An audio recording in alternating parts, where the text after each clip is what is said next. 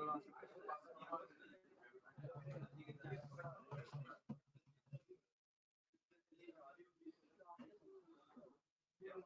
है, इसमें नहीं चाहिए, एक्सटेंड ही प्रीमियम दवाई।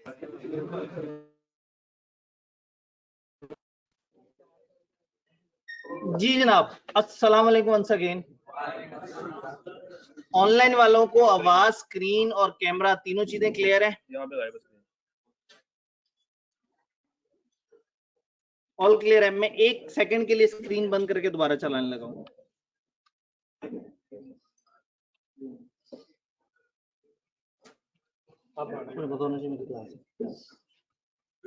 जी आ रही है?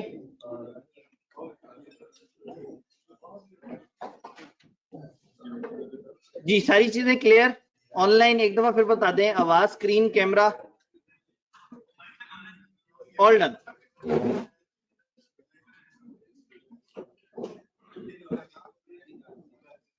बच्चे कहाँ हैं? जुम्मा पढ़ने चले गए सब अभी से ही? ठीक है, आज के जुम्मे का बहुत सवाब है जी। नेकूकार लोगों का कैंपस है जी जनाब।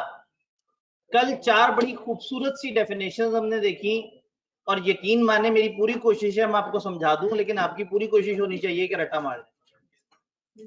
इतना जरूर समझ लें कि पेपर में सिनेरियो आए तो आपको पता हो बात क्या हो रही है।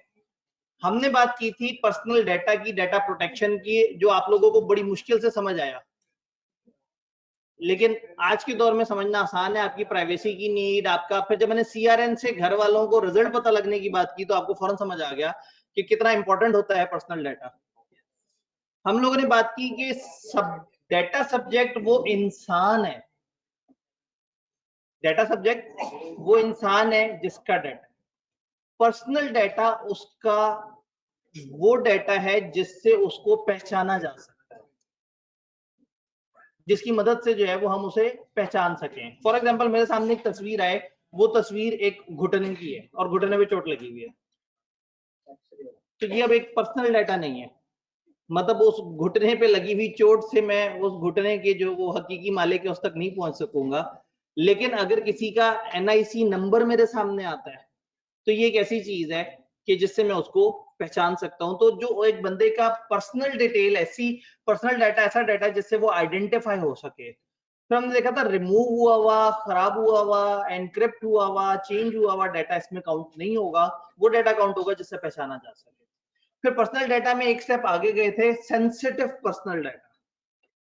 पर्सनल डाटा का वो हिस्सा जो इंसान नहीं चाहता कि दुनिया को पता लगे, बहुत सारी ऐसी उसकी प्राइवेट बातें होती हैं जो वो नहीं चाहता कि लोगों के सामने आए, तो वो सारी चीजें इसमें आती हैं जिसमें ज्यादा जरूरी है उसके बैंक डिटेल्स, उसके अकाउंट नंबर्स, उसकी वो सारी चीजें, उसके पिन, उसके मोबाइल के पासवर्ड्स, ये सारे ऐसे वो चीजें हैं, उसके इवन गूगल के पासवर्ड वगैरह, ये सारी ऐसी चीजें हैं जो आपका इतना सेंसिटिव डाटा है कि आप नहीं चाहते कि किसी के हाथ चले।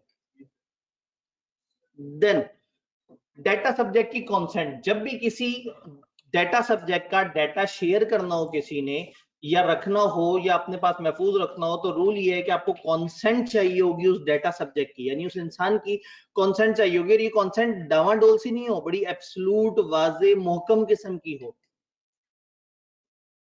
इससे पीछे हमने जनरल तबसरा किया था जिसमें उन्होंने यकीन माने कुछ नहीं बताया था, वो तो आपको भी समझ आ गया था कि लेजिस्लेशन ड्राफ्ट स्टेज में है, एक बिल प्रपोज हुआ है, उसमें एक अथॉरिटी का हम सोच रहे हैं, फलाना कानून ने भी कुछ कहा है, फलाना ने भी कुछ कहा है, वगैरह वगैरह। मुझे बताइए कोई सवाल है तो जल्दी जल्दी सवाल ले लें और फिर आगे चलते हैं। आगे चले, वो अवाम का मुत्तफिका बयान, वो बच्चे कम आए हैं लेकिन जो आए हैं वो पढ़ने के लिए आए हैं। लेकिन मैंने फिर भी ढूंढ लिया एक भाई का सवाल। किबला क्या है सवाल? एसी मेरा बंद करा दें। एक बड़ा रेलेवेंट सवाल इन्होंने इंतहाई इररिलेवेंट बंदे से पूछा, भाईजान आप इंतजामिया को ढूंढे, चेक करें, मतलब एसी के इंतहाई नीचे बैठ के और कह रहे हैं एसी बहुत ठंडक कर रहा है। भाईजान मतलब आप, बंदा जगह ही बदल लेता है। अब आप कहेंगे सर इतनी सारी कुर्सियां खाली हैं, एक बंदा बैठा होता तो मैं उससे जगह बदलता। जगह बदलने के लिए भी तो उस जगह पे कोई बंदा बैठा हुआ हो, तो कोई बात नहीं, आप खाली कुर्सी पे भी जा सकते हैं। तो एसी के इंतहाई नीचे बैठ के आप कह रहे हैं कि मुझे ठंड लग रही है और मैनेजमेंट जो है उस एसी को बंद कराए, तो ये थोड़ा सा अपनी जगह भी जो है ना क्योंकि वो क्या कहते हैं, पहले अपने आप को देखें कि आप क्या कर रहे हैं, फिर इंतजामिया पे बात करें। तो अगेन मतलब आप गौर करें तो उस वाली साइड पे ज्यादातर लोग ना इस तरफ बैठे हैं। आप देखें इस वाली रो में इधर भाई बैठे हुए हैं, इधर एक इंसान, वाहिद इंसान जो बिल्कुल एसी के नीचे बैठा है वो आपके साथ वाले भाई है। तो इसका मतलब है कि ज्यादातर लोग एसी वाली साइड से अपने आप को दूर रखने की कोशिश कर रहे हैं। तो ठीक है, आपका कंसर्न बिल्कुल वैलिड है, मैनेजमेंट ने आके एक्शन भी ले लिया है, लेकिन कहने का मतलब है कि कभी कभी अपने हालात हमें खुद इंप्रूव करने पड़ते हैं। जमाना हमें मौका देता है, तो आपके पास मौका था। चले, मैंने आइडेंटिफाई किया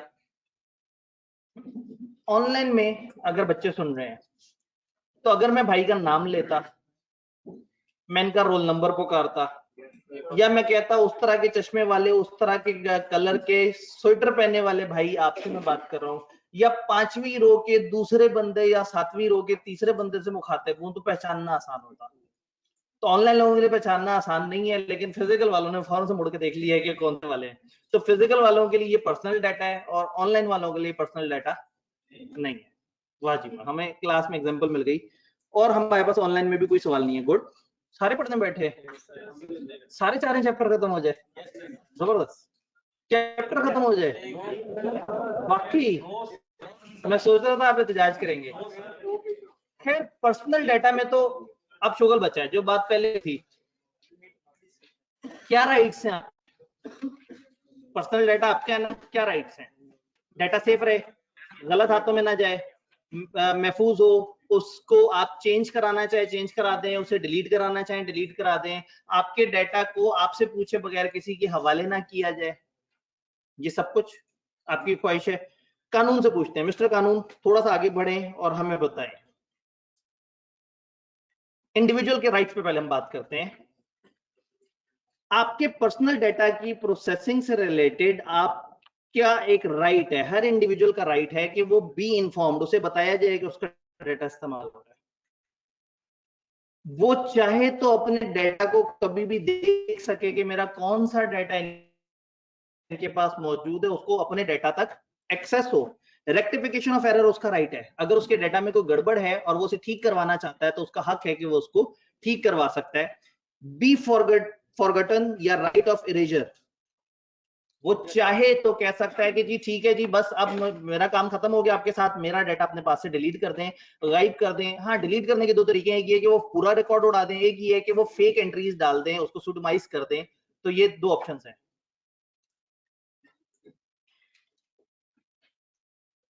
ठीक है जी, एक भाई ने बहुत देर से सवाल पूछा ऑनलाइन में, केवल अब थोड़ा सा लेट हो गया, अब हम फ्लो में बह चुके हैं। जी जी, सुडमाइज याद है, हमने वो कहा था कि आप उसके मेन डाटा को चेंज करके कुछ फेक एंट्रीज वहां पे कर दें। Object to processing and marketing, वो ये ऑब्जेक्ट कर सकता है, एतराज कर सकता है, ये ऑब्जेक्ट एतराज वाला है। वो ऑब्जेक्ट कर सकता है, एतराज कर सकता है कि मेरा डाटा आपने क्यों प्रोसेस किया, मेरे डाटा की मार्केटिंग क्यों की, मेरी तशहीर क्यों की, मुझे क्यों निकाला, मतलब मेरे बारे में क्यों आप लोगों ने डिस्कशन की, मुझे हाईलाइट क्यों किया। प्रोसेसिंग रिस्ट्रिक्ट करवाना चाहे, रुकवाना चाहे रुकवा सकता है, कम करवा सकता है।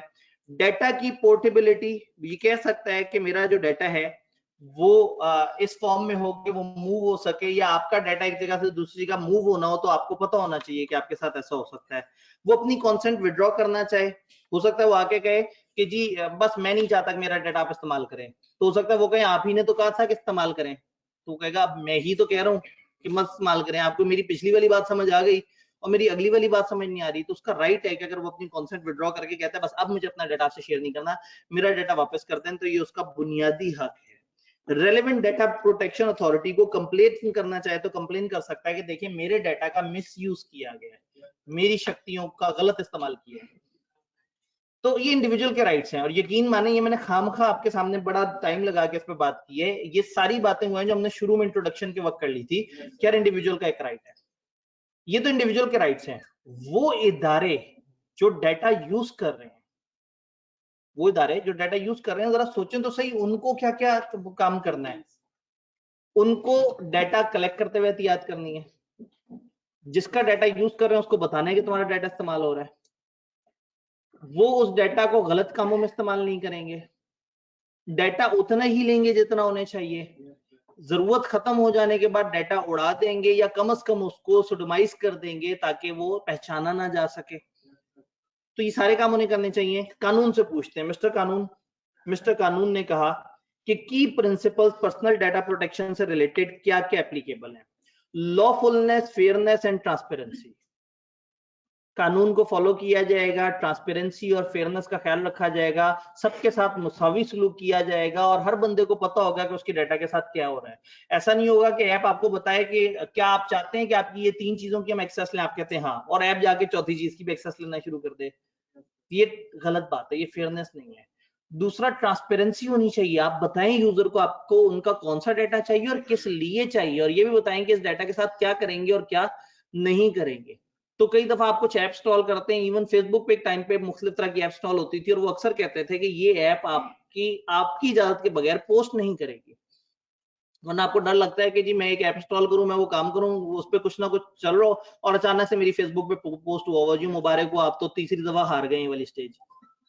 तो फिर बंदा जो है वो शर्मिंदा सा हो जाता है। या वो अपने बताता हो कि मैं बड़ी पढ़ाई करता हूँ और अचानक से कैंडी क्रश की नोटिफिकेशन आई हुई है वहां पे कि जी मुबारक हो आपने 1000 लेवल क्रॉस कर लिया, आप पाकिस्तान के 200 उन लोगों में से हैं जो 1000 लेवल क्रॉस कर चुके हैं, माशाल्लाह बहुत टाइम है आपके पास। तो अगेन जो इस्तेमाल कर रहे हैं डाटा वो आपको बताएंगे कि कौन सा डाटा इस्तेमाल कर रहे हैं, क्यों इस्तेमाल कर रहे हैं, वो फेयर होंगे, वो ट्रांसपेरेंट होंगे। पर्पस लिमिटेशन, जिस पर्पस के लिए इस्तेमाल किया आपका डाटा, अगर कॉलेज ने इसलिए लिया है कि आपको प्रोसेस कर सकें, आपको व्हाट्सएप ग्रुप्स में डाल सकें, आपको ऑनलाइन क्लासेस वगैरह की सही से एक्सेस दे सकें, तो ऐसा नहीं होगा कि उसके बाद वो वाटर टंकी साफ कराने वालों को जाके आपका डाटा बेच दें और उनसे कहेंगे हमारे पास बहुत सारे ऐसे बच्चे हैं जिनके घरों में वाटर टंकी का यकीनन मसला होगा, तो ये उनका नंबर पकड़ें, ये एक्चुअल जेन्युइन नंबर्स हैं, इसके पीछे जेन्युइन बच्चे मौजूद हैं, आप इन्हें मैसेज करें। तो ऐसा नहीं होगा, आप लिमिट करेंगे, जिस पर्पस के लिए आप उधर तक रहेंगे। डाटा मिनिमाइजेशन करेंगे, आप रेलिवेंट लेंगे, सिर्फ उतना ही, limited to what is necessary. आप अगर कॉलेज का फॉर्म भर रहे हैं और वहां लिखा हो आपका नेम, ठीक है, आगे लिखा हो वाइफ का नेम, आपकी वाइफ का नाम क्यों लेना है इन्होंने? जरूरत ही क्या है इनको आपकी वाइफ का नाम जानने की? ऐसी बातों से आप ऑफेंड हो जाते हैं, आप इन पे केस कर देंगे, आप कहेंगे मेरी हद तक इज्जत हुई है, मेरे जज्बात मजरू किए हैं, इनको नहीं पता मैं किस उम्र का बच्चा हूँ, इनको नहीं पता मैं सीए के अंदर हूँ। और अगर आप ज्यादा एज के भी होते हैं तो भाई सीए के एक पोर्टल पे पढ़ना है तो उसके लिए वाइफ का नाम क्यों जरूरी है? खामखा की अजियत है ना। तो कहने का मतलब है कि भाई लिमिटेड हो, उतना हो जो इन्फॉर्मेशन चाहिए हो। अब पता लगे कॉलेज एडमिशन करते करते के जरा एफएससी के नंबर बताना, एक एंट्री करनी है, अब कहीं बजा मतलब पागल समझा हुआ है, मैं पागल नजर आ रहा हूँ, क्यों तुम्हें क्यों चाहिए नंबर मेरे? आईकेप को चाहिए थे, आईकेप ने कहा था इतने नंबर से ऊपर वो रजिस्टर कर देंगे, कर दिया है, अब तुम्हें क्यों बताओ मेरे एफएससी के कितने नंबर है? आपका हक है और इनकी ड्यूटी है कि ये उतना डाटा आपसे लें जो पर्पस है, उस हद तक लिमिटेड रहें, रेलेवेंट रहें, जिस पर्पस के लिए उनको चाहिए बस उस हद तक रहें। डाटा मिनिमाइजेशन का मतलब है कि उतने डाटा तक अपने आप को महदूद रखें जितने डाटा की रिक्वायरमेंट है। एक्यूरेसी होनी चाहिए, डाटा इनके पास एक्यूरेटली रिकॉर्ड हो और अगर उसमें गड़बड़ हो तो आपसे पूछें। स्टोरेज लिमिटेशन भी आपको बताएं कि कितने अरसे तक ये आपका डाटा स्टोर किया जाएगा, और अगर अनलिमिटेड टाइम तक है तो उसकी भी आपसे एक्सेस लें। इंटेग्रिटी और कॉन्फिडेंशियलिटी, उसकी हिफाजत करें, उसकी इंटेग्रिटी पे आंच ना आने दें, उसको गलत लोगों के हाथ में ना जाने दें, और अकाउंटेबल हो। आपका वो डाटा जो इनके पास है ये अकाउंटेबल होने चाहिए कि वाकई आपका डाटा इन्होंने अपने पास रखा है, वो सही तरीके से इस्तेमाल किया है, गलत हाथों में नहीं जाने दिया। तो इसका मतलब है हमने डाटा प्रोटेक्शन का फलसफा समझा, जनरल डिस्कशन की, जनरल डिस्कशन को साइड पे कर दें तो 4 डेफिनेशंस देखी जिनको रट्टा मारना है। उसके बाद 2 तरह के काम है, डाटा सब्जेक्ट के राइट्स क्या है जो यूजर है, एक वो चीज, और एक ये कि जो डाटा को कैप्चर कर रहे हैं वो इदारे जिनके पास डाटा जा रहा है उनके ऊपर क्या प्रिंसिपल्स अप्लाई हो रहे हैं। तो बड़ा मजे का छोटा सा आसान सा कॉन्सेप्ट था। अगर इलीगल इंफॉर्मेशन, मतलब किसी को इलीगल काम की इंफॉर्मेशन देनी और उस बंदे का डाटा किसी एजेंसी को देना हो, ठीक है, तो फिर उसके ऊपर ऐसा होगा कि उसने सिक्योरिटी नहीं। जी अब अगेन अगर एक बंदे का डाटा हम किसी एजेंसी के हवाले करते हैं तो क्या हम डाटा प्रोटेक्शन की वॉयलेशन कर रहे हैं या नहीं कर रहे हैं? ऐसे में देखना पड़ेगा कि वो इदारा जिसको हम इंफॉर्मेशन प्रोवाइड कर रहे हैं उनका लॉ इस लॉ से ज्यादा मजबूत है या नहीं। ये एक लॉ है ना, हो सकता है कोई एक ऐसा लॉ हो जो कहे भाई नहीं, अगर एक क्रिमिनल है ना तो फिर कोई प्राइवेसी नहीं है। मैं एक एग्जांपल देता हूँ, ये जो ऑडिट फर्म्स वाले हैं, ऑडिट फर्म्स को कहा जाता है कि आपने अपने क्लाइंट्स का डाटा किसी से शेयर नहीं करना। कॉन्फिडेंशियल डाटा है, पर्सनल डाटा है, सेंसिटिव पर्सनल इंफॉर्मेशन है इसके अंदर। लेकिन अगर अदालत में केस चल रहा हो और अदालत डिमांड करे या लॉ वाले एक लीगल ऑर्डर के थ्रू डिमांड करें, तो ये ऑडिटर की ड्यूटी है कि वो इंफॉर्मेशन प्रोवाइड करे। तो कहने का मतलब ये है कि कई दफा कुछ और लॉज होते हैं जो किसी और लॉ को ओवरराइड कर देते हैं। फिलहाल ये लॉ हमें बता रहा है डाटा का तकद्दुस, डाटा को आपने शेयर नहीं करना। तो इस लॉ में रहते हुए हमने यही सोचना है कि हमने डाटा को शेयर नहीं करना। कल को कोई और लॉ पढ़े और वो लॉ वाले कहें कि ये डाटा दिया जाए, जैसे मनी लॉन्ड्रिंग वाला लॉ इससे ज्यादा मजबूत लॉ है। उनको अगर डाटा चाहिए होता है तो वो रसीदें निकलवा लेते हैं, जितना मर्जी आप कहेंगे ये तो हमारी पर्सनल रसीद है, हम आपको क्यों दिखाएं, वो चीज मांग लेंगे। तो बहरहाल डाटा प्रोटेक्शन से रिलेटेड हमने देखा, छोटा सा मजे का आसान सा कानून है। अगर कोई चीज मुश्किल है इसमें तो वो डेफिनेशंस है, और डेफिनेशन के इतने मुश्किल अल्फाज नहीं है और छोटी छोटी डेफिनेशन है, बट अगेन याद करना बड़ा जरूरी है कि पेपर में अगर आए तो आप उसको बता सकें। हम चलते हैं आगे आज के टारगेट की तरफ। जी कॉलेज के एडमिशन फॉर्म में तो फादर का कांटेक्ट नंबर मांगते हैं। जी बिल्कुल। अब अगेन इसलिए कि उन्हें पता होता है कि आपसे रिलेटेड बहुत सारी करस्पॉन्डेंस, क्योंकि आप कंज्यूमर है, कस्टमर नहीं है। अब पता नहीं आपको ये फर्क पता है नहीं, कंज्यूमर इज द वन जो कंज्यूम करता है चीज, कस्टमर इज द वन जो पे करता है उसके लिए। कई दफा कस्टमर और कंज्यूमर सेम होते हैं। अगर आप फल वाले को पैसे दें और उससे वो फल लें और आप फल खुद खा रहे हो, तो पैसे भी आपने दिए, कंज्यूम भी आपने किया। कॉलेज के केस में जब आप पढ़ने चाहते हैं तो आप होते हैं कंज्यूमर, आपको तालीम की सर्विसेज चाहिए होती हैं, और घर वाले होते हैं कस्टमर, पैसे। तो अगर आप की इंस्टॉलमेंट नहीं आई हुई तो आपको पकड़ना मुनासिब नहीं है, आपके वालिदैन को कहा जाएगा, आपको ज्यादा से ज्यादा क्लास में घुसने से रोक देंगे कि नहीं भाई आपके वालिद ने अभी तक फीस जमा नहीं कराई। तो ऐसे में कॉलेज वाले जो है वो फिर आपका घर का डाटा मांगते हैं। लेकिन इफ यू से कि जी मैं एक इंडिपेंडेंट शख्स हूँ, मैं अपने पैसों पर खुद गुजारा करता हूँ, मैं नौकरी करता हूँ शाम के वक्त, मैं दिन के टाइम पे पढ़ता हूँ, तो मैं अपने घर का डाटा नहीं दूंगा, मेरा डाटा आप लें, तो कॉलेज वाले मजबूर नहीं कर सकते अगर आप साबित करते हैं कि आप एक इंडिपेंडेंट पर्सन है। Clear? Electronic crime, electronic crime, घबराए तो नहीं बैठे? अभी तक हमने 3 लॉस पढ़े, जिनमें से आधा रट्टा होता था और आधा लॉजिक होता था, और अब जो पढ़ रहे हैं वो सारे रट्टा। पहले थोड़ी थोड़ी सी लॉजिक थी, वो भी गई। इलेक्ट्रॉनिक क्राइम का मतलब इलेक्ट्रॉनिक क्राइम। फिजिकल क्राइम होता है, फिजिकली चोरी कर ली, किसी की कनपट्टी पे रिवॉल्वर रख के जनाब उससे माल ले लिया, किसी का फिजिकल नुकसान कर दिया, किसी को इस तरह से तकलीफ दे दी। इलेक्ट्रॉनिक क्राइम में किसी को इलेक्ट्रॉनिक तकलीफ दी, मतलब ऐसा नहीं है कि किसी को जाके बिजली के शॉक दे रहे हैं आप। इलेक्ट्रॉनिक तकलीफ का मतलब है किसी की वेबसाइट डाउन कर दी और वो बेचारे तड़प रहे हैं, वेबसाइट हैक कर दी और वेबसाइट जो है वो कुछ अरसे तक चलने नहीं दी, किसी की डेटाबेस में एंटर होकर उनका डाटा चोरी कर लिया, किसी का सोशल डाटा या कोई और डाटा जो कि प्रिवेंटेड था लेकिन आपने आईटी की तूफानी स्किल्स इस्तेमाल करते हुए उसमें अनऑथराइज एक्सेस कर ली। तो किसी के डाटे को बगैर इजाजत के एक्सेस करना, एक्सेस के बाद उसको गलत तरीके से इस्तेमाल करना, उस एक्सेस से उस बंदे को कोई नुकसान पहुंचाना, ये सारे के सारे electronic crime.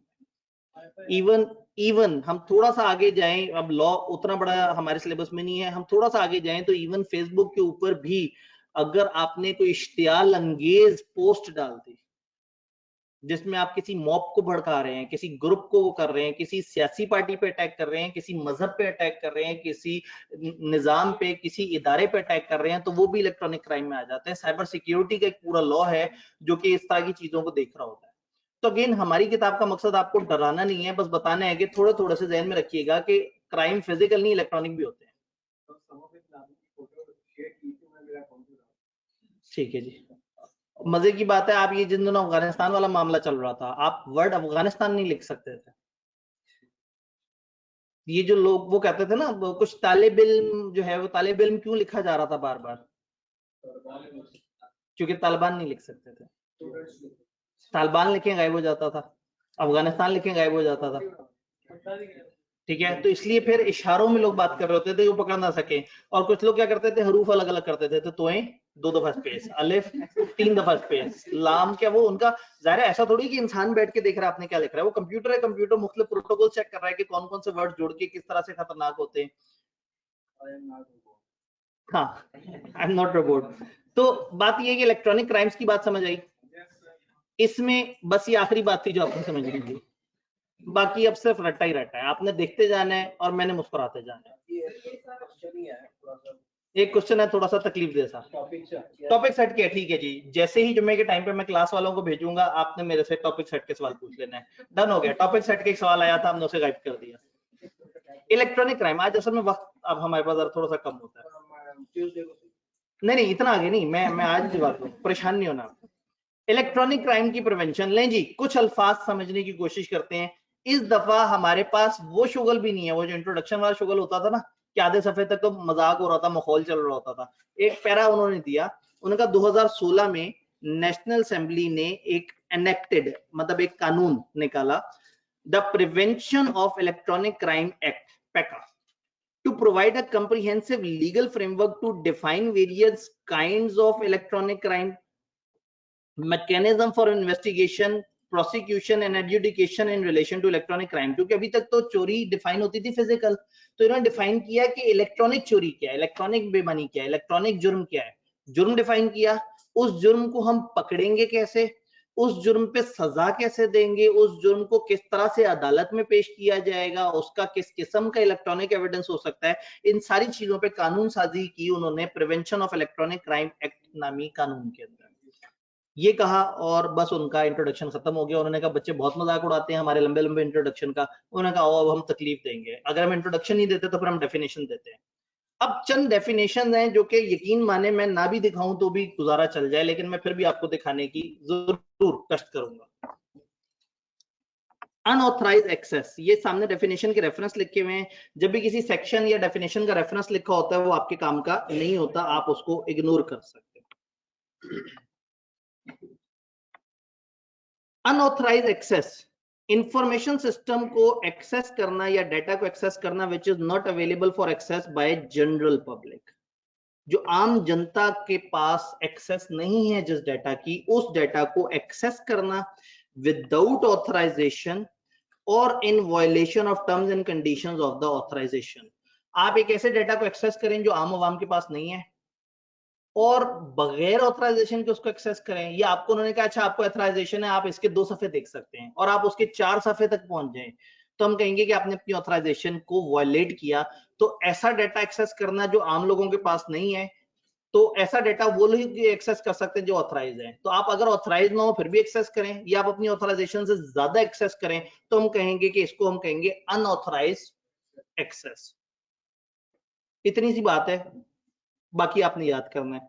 Access to data, data की एक्सेस किसे कहेंगे? जब हमने कहा ना अनऑथराइज एक्सेस करें, एक्सेस का क्या मतलब है? क्या उसकी सिर्फ शक्ल देखने एक्सेस है या कुछ और चीजें भी इसमें आती हैं? उन्होंने कहा अगर आप कंट्रोल हासिल कर लें डाटा पे, डाटा को यूज करने की एबिलिटी आपके पास आ जाए, डाटा को कॉपी करने का हक हो आपके पास, अगर आप कॉपी कर सकें, अगर आप उसे मॉडिफाई कर सकें या आप डिलीट कर सकें एनी डाटा हेल्ड इन और जनरेटेड बाय एनी डिवाइस और इंफॉर्मेशन सिस्टम। किसी भी सिस्टम में, किसी भी निजाम में, किसी भी डिवाइस में अगर एक डाटा है और मैं डाटे तक पहुंच जाता हूं, उसको कॉपी कर सकता हूं, उसको चेंज कर सकता हूं, उसके साथ फलाना कर सकता हूं या फलाना कर सकता हूं, इनमें से कोई भी एक काम कर सकता हूं, तो इसका मतलब है मेरी एक्सेस में है वो डाटा। इस चीज को हम कहेंगे कि वो एक्सेस है।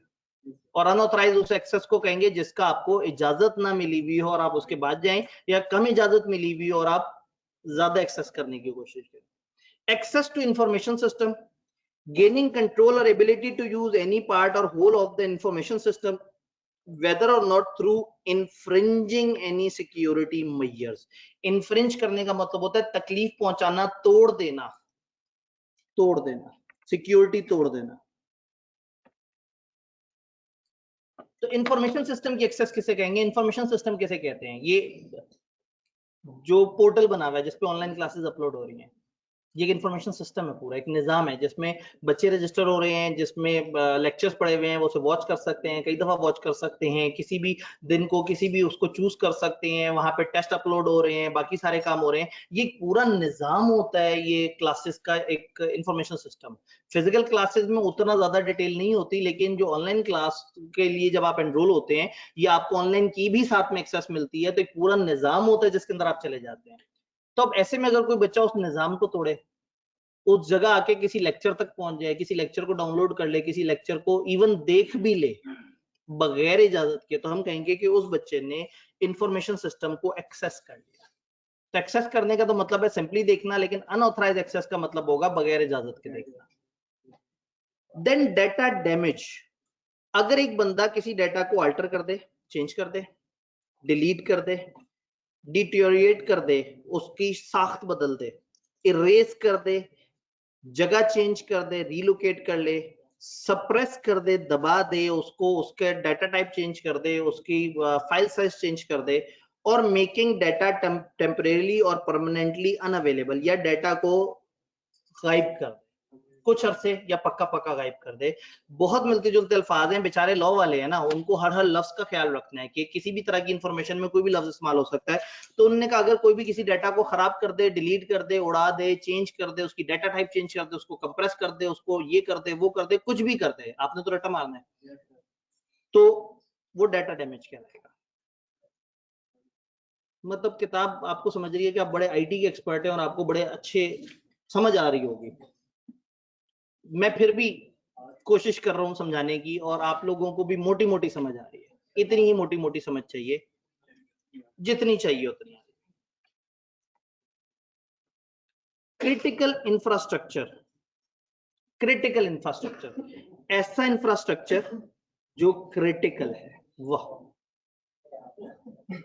ये इंफ्रास्ट्रक्चर क्या होता है?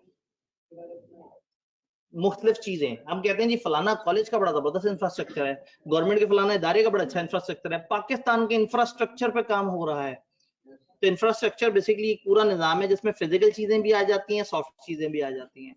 इसमें मशीनें आ जाएंगी, इंसान आ जाएंगे, माहौल आ जाएगा, कमरे आ जाएंगे, बिल्डिंग्स आ जाएंगी, वो सारी चीजें कहलाएंगी इंफ्रास्ट्रक्चर।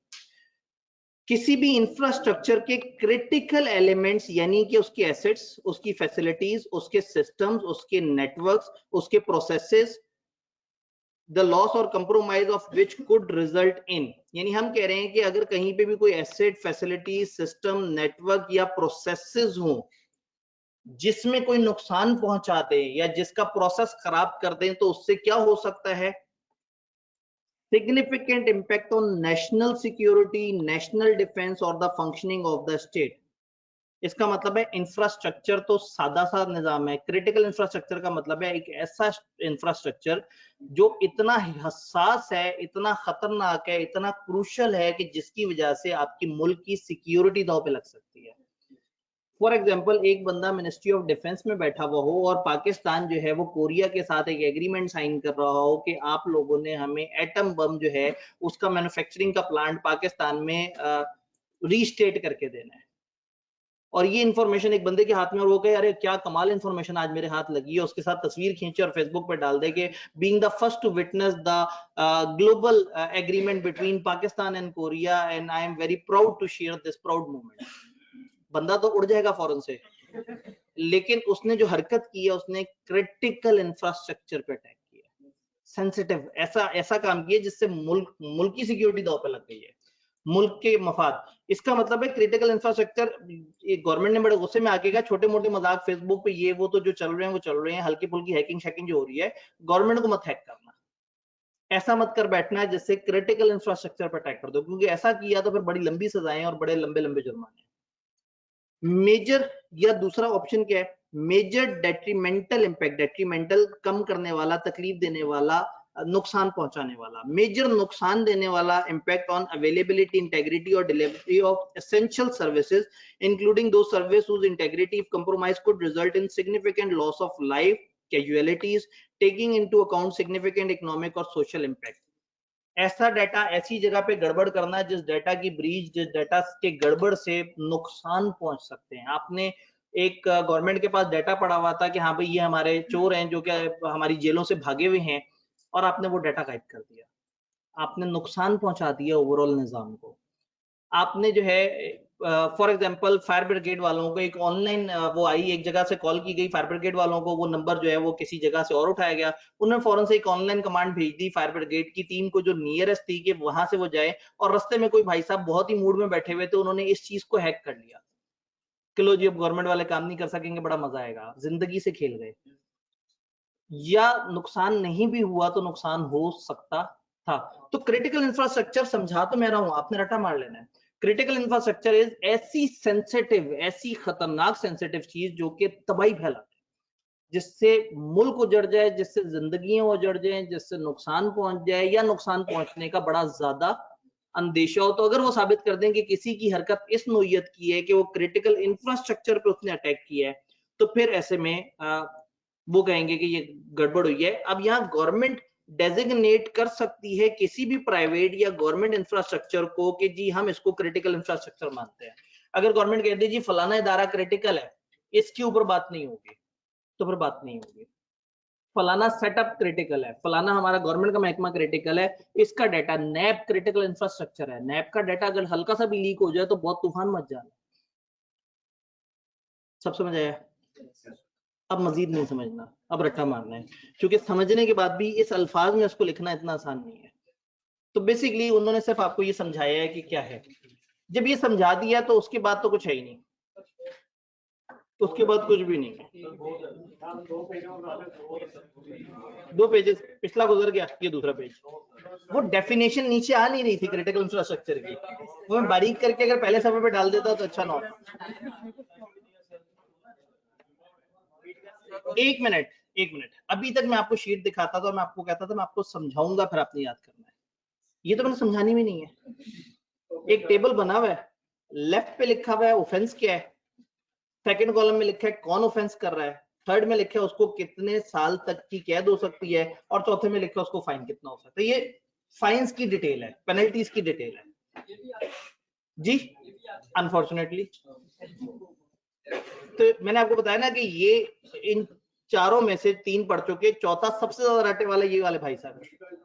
इसमें सिर्फ डेफिनेशन है और सिर्फ टेबल है, और मिट का भी बताना था, एक भाई ने कहा ठीक है जी, उन्होंने हमारी तवज्जो को चेंज करने की कोशिश की। मेरे पास अभी 2 मिनट है, तो 2 मिनट तक मैं बता सकता हूँ। ये टेबल ऐसे याद कर लीजिएगा, अब बाकी कैसे पूरे करें। सबसे नीचे एक लाइन लिखी है, उसको समझना बड़ा जरूरी है। There can be imprisonment alone, fine alone, और अ कॉम्बिनेशन ऑफ बोथ। बजाय इसके कि मैं हर जगह लिखता है ये इतनी कैद भी हो सकती है या इतना फाइन भी हो सकता है या ये दोनों के दोनों हो सकते हैं, वो सारे जुमले गायब करके नीचे एक दफा लिख दिया कि ये जो 2 कॉलम बने हुए ना, ये सजा का कॉलम है, ये जुर्माने का कॉलम है। तो इन फाइन, इन ऑफेंसेस पे गवर्नमेंट आपको इतनी सजा कर सकती है और इतना जुर्माना कर सकती है, और दोनों की मिक्सिंग भी कर सकती है, दोनों में से कोई एक भी कर सकती है। तो ये उनके पास ऑप्शन है 1, 2 या दोनों की खूबसूरत सी मिक्सिंग। लेफ्ट पे ऑफेंस दिए हुए हैं, दरमियान में लिखा हुआ है कि वो ऑफेंस करने वाला कौन है। टेंशन नहीं लेनी, कोई मसला नहीं। आप जब मिड टर्म तैयार कर रहे होंगे आपने इसको इग्नोर कर देना है, ठीक है, इसको नहीं देखना। मिड टर्म के बाद आपको टाइम मिलेगा, एक दफा इस टेबल को देखना है ये क्या कह रहे हैं। 1-2 बातें ऐसी हैं जो आपको लगेंगी कि ये क्या लिखा हुआ है, ये क्या कहना चाह रहे हैं। तो जब हम अगले दिन इकट्ठे होंगे तो आपने कहने के सर ये वाली बात अजीब सी थी, ये क्या बात लिखी हुई थी वहां, क्योंकि ये अगेन पूरा टेबल क्रैमिंग वाला है कि ये जुर्म करेगा, ये जुर्मदार करेगा, इतना सजा, इतना जुर्माना। अब इसमें वही बात है कि सजा 3 साल या 5 साल क्यों है। ये गवर्नमेंट को लगता है कि वो छोटा ऑफेंस है तो 3 साल, बड़ा ऑफेंस है तो 5 साल। ये ऊपर से नीचे की तरफ अगर हम आए तो छोटे से बड़े जुर्म की तरफ हम सफर कर रहे हैं, ठीक है। क्या चीज?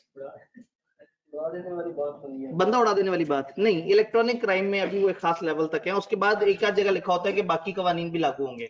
मिड टर्म की बात करते हैं, मिड टर्म की बहुत ही अहम और मजे की बात। मिड टर्म, हाँ एक मिनट, मैं कोई ऐसा सफा ले आऊं जिसमें मेरे पास लिखने को माल हो। यहाँ पे ये मैं साइड पे मिड टर्म के बारे में बात करता हूँ। जब हम मिड टर्म कहते हैं तो बेसिकली मिड टर्म नहीं है, ये दो चीजें हैं, क्योंकि इस वक्त क्लास में दो बच्चे मिक्स हो चुके हुए हैं, mid term, grand test. Grand test वालों के पास ऑप्शन मिड टर्म देने की भी है, लेकिन मिड टर्म वालों के पास ग्रैंड टेस्ट देने की ऑप्शन नहीं है। ग्रैंड टेस्ट ये बच्चे चूंकि बाद में आए हैं तो इनका सिर्फ चैप्टर नंबर 11, 12, 13, 16 और 17 का हक, इलेक्ट्रॉनिक क्राइम्स को छोड़ के, क्योंकि इनके टॉपिक्स कम है तो ये 60 मार्क्स तक का हो सकता है। हमने 100 नंबर बनाने की कोशिश की, लेकिन हमें लगा कि बहुत ही खामखा चंद चीजें रिपीट हो रही हैं। मिड टर्म 100 नंबर का एक टेस्ट है, नेक्स्ट फ्राइडे को होगा, आज से एक हफ्ते बाद इंशाल्लाह। इसके टाइम पे भी बड़ा सारा क्लैश है, आप लोगों के बहुत सारे कन्फ्लिक्ट्स आते हैं बहुत सारे टाइम पे। प्रॉब्लम ये है कि आप FR1 के दो तरह के बैच ले रहे हैं, कुछ दोपहर 2 बजे वाला ले रहे हैं बैच, कुछ 11 बजे वाला बैच ले रहे हैं। तो हमने बहुत ही सेफ खेला, सुबह 8 से 11,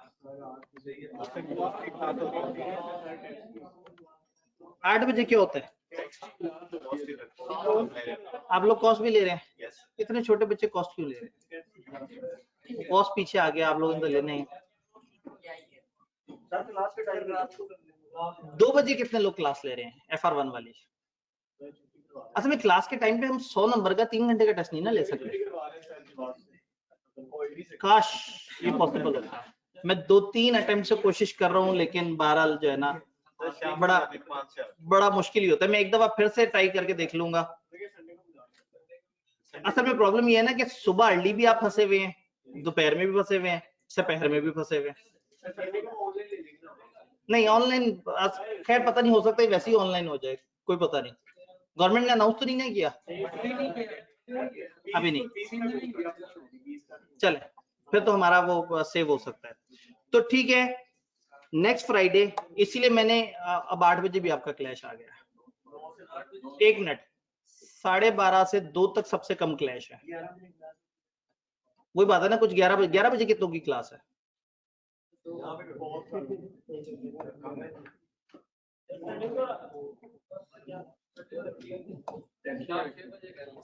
मसला ये है कि प्रैक्टिकल भी तो रहना है ना।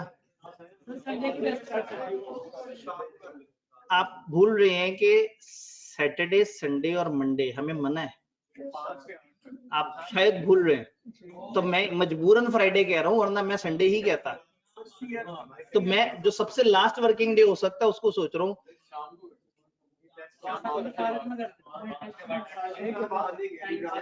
आप उस क्लास से फारिग कब होते हैं? तो फिर बचा क्या?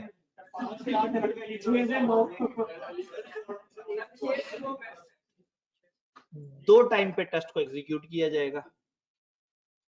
एक टाइम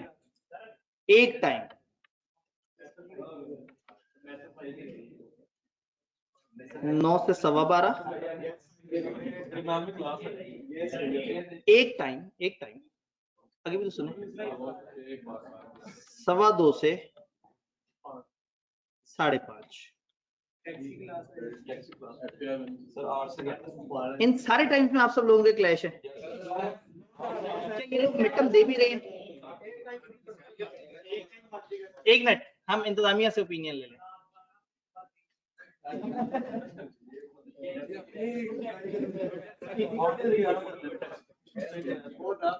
कॉलेज से पूछे ये लोग शाम में आके टेस्ट दे सकते हैं या नहीं? मगरिब के बाद। आपकी टेक्स्ट की क्लास कब खत्म होती है? आप लोग अजीब लोग हैं, मतलब आप सुबह 8 बजे भी क्लास ले रहे हैं, आप शाम 6 बजे भी क्लास ले रहे हैं, आप हर तरफ। मसला ये कि क्लास में हर तरह की वैरायटी मिक्स हुई हुई है सब बिजनेस लॉ में ना। आगे के बच्चे भी हैं, पीछे वाले बच्चे भी आ गए हैं, तो एक जैसा माहौल नहीं है। जी मैसम भाई, क्या हम एक दिन 6 बजे कॉलेज वालों से रिक्वेस्ट कर सकते हैं? मौसम भाई ने ना बड़ा मजबूरी में। जी सर, शाम 6 से 9:15।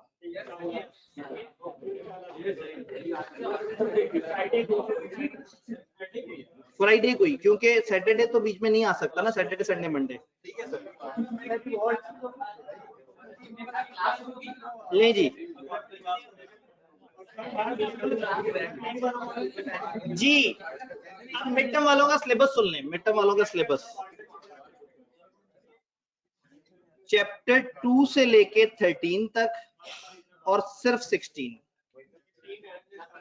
17 नहीं, सिर्फ 16। असमें 11 से 13 का भी हमने पहले 2 टुकड़ों में तोड़ के दे दिया है, उसकी भी तैयारी कर ली है, तो वो भी अब इतना ज्यादा टेंशन नहीं है। फिर 16 बिल्कुल भी नहीं पढ़ेंगे कि 16 है कितना सा। ऐसा लग रहा है जैसे मैं बहुत छोटे बच्चों से वो बात कर रहा हूं, और क्या मैंने आज अचानक से कह दिया कि हम मिड टर्म लेने लगे हैं? महीने से मैं बार बार बताता आ रहा हूं कि आगे एक मिड टर्म ने आना है, मिड टर्म ने आना है, हमने सिलेबस कवर करना है। अच्छा, जो मजे की खबर है, जो आप सब लोगों में खुशी की लहर बन के दौड़ जाएगी, इस दौरान मैं आपको तंग नहीं करूंगा, किसी और टीचर की मेरी कोई जिम्मेदारी नहीं है, वो आपको डबल तंग कर ले वो अलग चक्कर है। मेरी इस दौरान कोई क्लास नहीं होगी। जुम्मे का मतलब ये है कि ट्यूसडे तक, क्योंकि जुम्मे के बाद सैटरडे और मंडे वैसे ही फारिग है, उसमें से फिर किसी एक दिन जो है, फिर जो आप लोगों की फरमाइश थी कि हमें वीडियो समेत जो है वो डिस्कशन मिले, तो पूरे मिड टर्म पे वीडियो वाली डिस्कशन बना देंगे ताकि आप हफ्ते या पीर में से किसी दिन उससे महजूज हो सके। जी जी, ग्रैंड टेस्ट की भी वीडियो होगी और मिड टर्म की भी वीडियो होगी। जो मिड टर्म की वीडियो होगी उसमें ग्रैंड टेस्ट की वीडियो छुपी हुई होगी। ग्रैंड टेस्ट में 1-2 चीजें ज्यादा कम होंगी, कोशिश यही करेंगे इंशाल्लाह ताला। तो ग्रैंड टेस्ट 100 नंबर का है 3 घंटे, ओ सॉरी मिड टर्म 100 नंबर का है 3 घंटे का, ग्रैंड टेस्ट 60 नंबर का है 2 घंटे का। ये भी रात में, इसका स्टार्टिंग टाइम वही है, एंडिंग टाइम इसका जल्दी खत्म हो जाएगा। ग्रैंड टेस्ट वाले, पोस्ट रिजल्ट वाले, अगर एक बच्चे का ये मानना है कि पीछे कॉन्ट्रैक्ट एक्ट है ना, ज्यादा बड़ा नहीं है, कोई बात नहीं, मैं वो दे सकता हूँ, तो अगर पोस्ट रिजल्ट वाला बच्चा मिड टर्म देना चाहे, हमारी तरफ से पूरी आजादी है। लेकिन प्री वाला बच्चा अगर कहेगा जी मैं जरा ग्रैंड टेस्ट दे दूं कि चलो, तो वो वाला मजाक नहीं होना। ये पूरा, ये एक लास्ट अपॉर्चुनिटी है आपके पास, क्योंकि पेपर तक आपको दोबारा मौका नहीं मिलता। हम मॉक लेते हैं तब तक आप घरों को भाग गए होते हैं, तो उस वक्त ये एक अपॉर्चुनिटी है कि आप एक दफा बैठ के 3 घंटे के पेपर की प्रैक्टिस करें, आईके वाले ही पैटर्न पे 15 एमसीक्यूज और 85 मार्क्स का। इस तरह से ग्रैंड टेस्ट में हम उसको 10 और 50 टाइप का कुछ मिक्सिंग कर लेंगे, तो एक अपॉर्चुनिटी है। और मैं रिकमेंड करूंगा कि अगर पोस्ट वाले बच्चे को ये लगता है कि उसको कॉन्ट्रैक्ट एक्ट आता है या वो देखता है तो, और वो उसको आसान लगता है, तो वो मिड टर्म दे दे ताकि ज्यादा बड़ी तैयारी हो सके। तो आपको एक दफा पता लग जाएगा कि 3 घंटे का जब पेपर एकदम से सामने आता है तो उसमें फिर क्या मसलो मसाइल और क्या क्या इश्यूज आते हैं। तो फिर अब आप लोग एक हफ्ते तक मेरी तरफ से आजाद हैं, अच्छी तरह से तैयारी करें। ये भाई कुछ कहना चाहते हैं? मैंने बहुत रखने की कोशिश की, अवाम आपके सामने है। भाई ने का मॉर्निंग का टाइम भी दे देते, मैंने काफी कोशिश की है लेकिन हम कहीं नहीं पहुंच सके। 10 से 20 तक ऑनलाइन वालों को कैंपस इनसाइट पे मिलेगा, और फिजिकल देना चाहें तो टाइम आपके सामने लिखा हुआ है। आई रिकमेंड कि फिजिकल आके दें, अगर कॉलेज खुला हुआ हो तो फिजिकल आके देने की कोशिश करें। 10 से लेकर 20 तक छुट्टियां हो चुकी हैं आपने